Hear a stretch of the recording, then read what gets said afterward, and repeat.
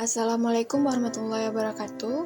Pada kesempatan kali ini kita akan membahas materi mengenai pencatatan transaksi penjualan barang dagangan secara kredit, wesel, dan angsuran.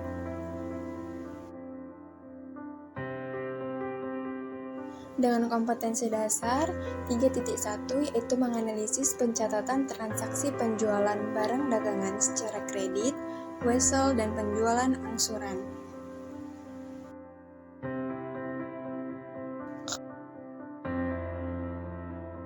Pertama yang kita bahas di sini adalah mengenai piutang. Piutang merupakan tagihan kepada pihak lain yang timbul karena adanya suatu transaksi. Nah, contoh-contoh transaksi yang menimbulkan piutang itu antara lain yang pertama penjualan barang atau jasa secara kredit, yang kedua pemberian pinjaman kepada nasabah atau karyawan, yang ketiga ada memberi uang muka pada pemasok atau supplier.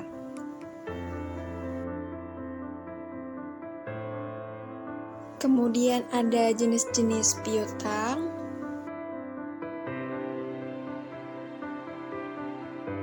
Yang pertama ada piutang dagang atau account receivable. Piutang yang timbul dari penjualan barang atau jasa yang dilakukan secara kredit. Piutang dagang ini biasanya waktu kurang dari 1 tahun sehingga dilaporkan sebagai aktiva lancar. Contohnya ada penjualan barang secara kredit. Kemudian yang kedua ada piutang wesel. Piutang wesel atau not receivable. Piutang ini berupa perjanjian tertulis dari debitur kepada kreditur untuk membayar sejumlah uang yang tercantum dalam surat perjanjian tersebut pada waktu tertentu di masa yang akan datang. Contohnya ada penjualan barang dagang secara kredit dengan perjanjian.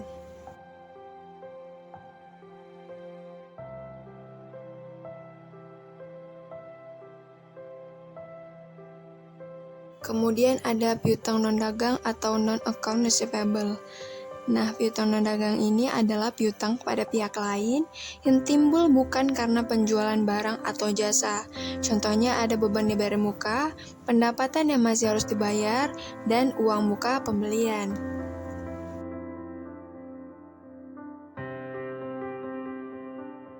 Di sini kita akan menjelaskan lebih rinci mengenai penjualan dengan sistem kredit. Apa sih penjualan secara kredit itu? Penjualan kredit itu adalah penjualan yang pembayarannya dilakukan jika produk telah diterima berdasarkan jangka waktu yang telah disepakati sebelumnya oleh kedua belah pihak, yaitu pembeli dan penjual.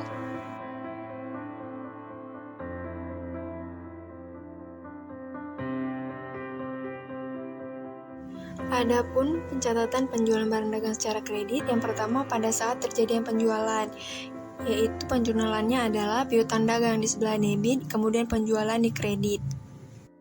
Contohnya, pada tanggal 1 Desember 2019, PT Merpati menjual barang dagang kepada toko makmur sebesar 20 juta rupiah dengan syarat 2/10 N/30. Maka jurnal yang dibuat adalah piutang dagang di sebelah debit sebesar 20 juta, kemudian penjualan di sebelah kredit sebesar 20 juta.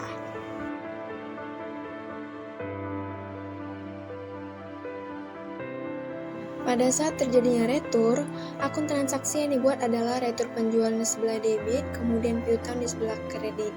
Contohnya, pada tanggal 2 Desember 2019, PT Merpati menerima retur barang dari toko makmur sebesar 300.000.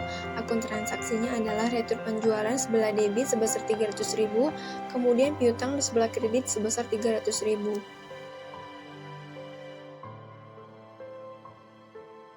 Selanjutnya, saat terjadi pelunasan, jurnalnya adalah kas di debit, kemudian potongan penjualan jika ada di debit, kemudian piutang di kredit. Contohnya, pada tanggal 10 Desember 2019, PT Merpati menerima pelunasan dari toko makmur atas penjualan 1 Desember 2019. Jurnalnya adalah kas di debit sebesar 19.306.000, kemudian potongan penjualan jika ada di debit sebesar 394.000, kemudian piutang di kredit sebesar 19.700.000. Teman-teman, sebelum kita ke materi selanjutnya, mari kita bahas mengenai soal diskusi berikut ini.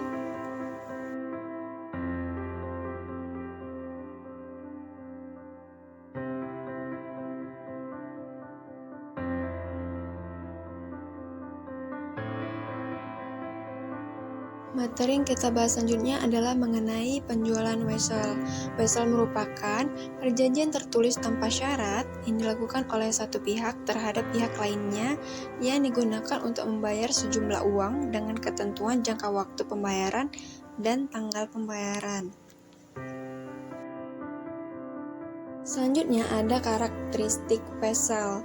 Wesel ini memiliki karakteristik sebagai berikut. Yang pertama, dalam surat wesel harus tercantum mengenai jumlah uang yang harus dibayar dan tanggal jatuh tempo yang menunjukkan kapan wesel harus dilunasi disebut sebagai tanggal jatuh tempo. Kemudian, wesel ditarik oleh pihak yang memiliki tagihan. Artinya, untuk pihak penarik merupakan bentuk piutang wesel atau yang disebut dengan wesel tagih. Yang terakhir, kewajiban membayar wesel tidak dapat dikompensasikan dengan uang penarik kepada pihak yang tertarik. Artinya, bagi pihak tertarik merupakan bentuk wesel bayar atau utang wesel.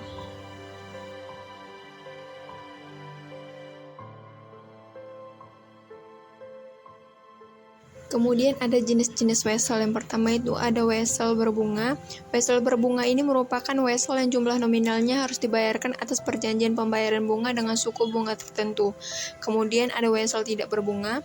Wesel tidak berbunga ini merupakan jenis wesel yang hanya mencantumkan jumlah nominal yang harus dibayarkan tanpa harus membuat janji pembayaran atas bunganya.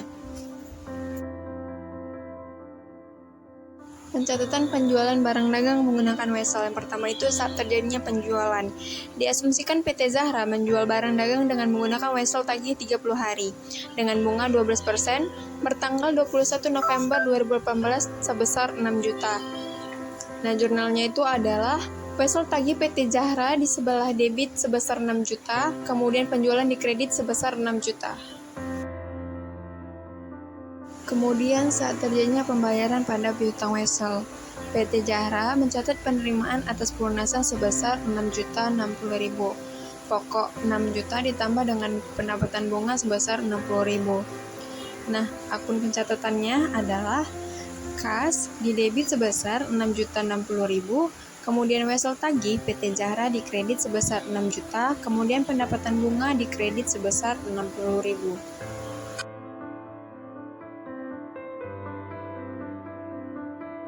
Sebelum kita membahas ke materi selanjutnya, mari kita membahas mengenai soal-soal diskusi berikut ini.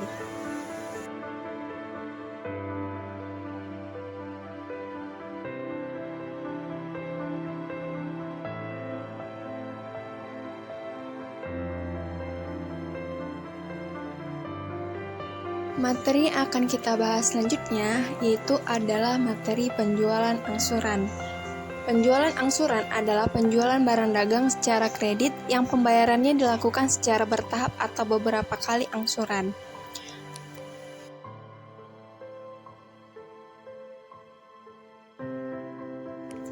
Macam-macam perhitungan bunga yang dipakai dalam penjualan angsuran.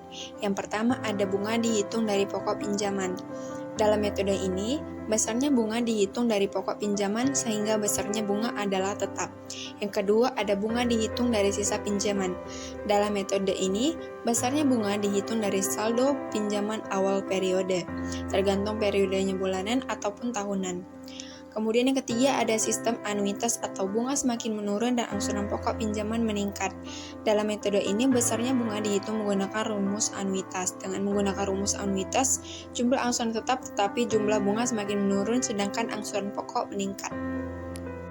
Dasar pengakuan laba yang dapat dipakai dalam penjualan angsuran. Yang pertama ada dasar penjualan. Dasar penjualan ini adalah laba kotor atas penjualan diakui pada suatu periode penjualan angsuran yang terjadi tanpa memperhatikan apakah pembayaran tersebut sudah diterima atau belum diterima.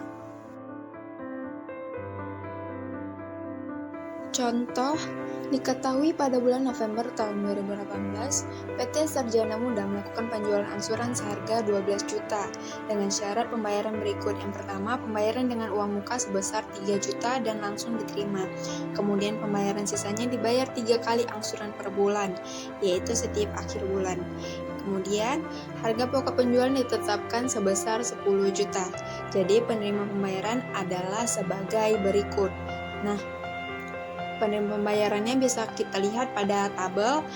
Pada tanggal 1 November 2018 dan keterangan uang muka sejumlah 3 juta rupiah. Kemudian pada tanggal 1 Desember 2018 keterangannya angsuran 1 berjumlah 3 juta rupiah. Kemudian pada tanggal 1 Januari 2019 dan keterangan angsuran kedua dengan jumlah 3 juta rupiah. Kemudian pada tanggal 1 Februari 2019 keterangan angsuran 3 dengan jumlah 3 juta rupiah.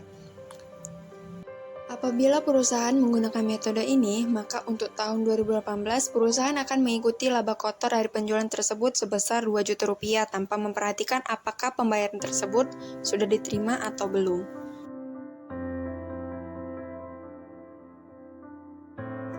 Kemudian yang kedua ada dasar kas. Berdasarkan pengakuan atas dasar kas, laba kotor dari penjualan angsuran baru diakui jika pembayaran dari piutang penjualan angsuran sudah diterima. Contohnya, pada tanggal 1 September tahun 2016, PT Rapa Properti menjual 10 unit rumah dengan harga pokok per kapling 300 juta rupiah dan dijual dengan harga 400 juta rupiah. Ditambah bunga 10% per tahun, pembayaran angsuran dilakukan setiap semester atau 6 bulanan selama 5 tahun atau 10 semester atau 10 kali angsuran. Uang muka 20% dan bunga dihitung dari sisa pinjaman. Nah, diminta yang pertama itu buat schedule pembayaran angsurannya, yang kedua buat jurnal transaksi penjualan angsuran dengan asumsi menggunakan metode laba kotor diakui pada saat penjualan dan metode laba kotor diakui dengan penerimaan kas. Berikut schedule pembayaran angsuran. Yang pertama itu ada uang muka pada tanggal 1 September 2016 dengan angsuran 800.000 dengan sisa harga kontrak yaitu 3.200.000. Kemudian pada angsuran pertama pada tanggal bayar 1 Maret 2017 dengan bunga 160.000 dengan angsuran 320.000. Jumlah pembayarannya adalah 480.000 dengan sisa harga kontrak 2.880.000. Nah, demikian pula seterusnya dari angsuran kedua hingga angsuran terakhir. Kemudian ada metode laba kotor diakui pada saat periode penjualan dengan keterangan transaksi ada pada saat penjualan, jurnal penjualan, kemudian jurnal penutup, jurnal pembalik, serta penerimaan angsuran pertama dan angsuran kedua. Kemudian ada metode laba diakui proporsial dengan penerimaan kas dan keterangan transaksi. Yang pertama ada pada saat penjualan tanggal 1 September 2016, kemudian ada jurnal penjualan tanggal 31 Desember 2016, kemudian jurnal penutup, jurnal pembalik, penerimaan angsuran pertama, penerimaan angsuran kedua, kemudian kembali lagi ke jurnal penjualan, jurnal penutup, serta jurnal pembalik pada tanggal 1 Januari 2018 dengan reservoir entries atas bunga yang akan diterima pada tahun 2017. Setelah kita mempelajari materi angsuran, mari kita bersama-sama membahas soal diskusi berikut ini.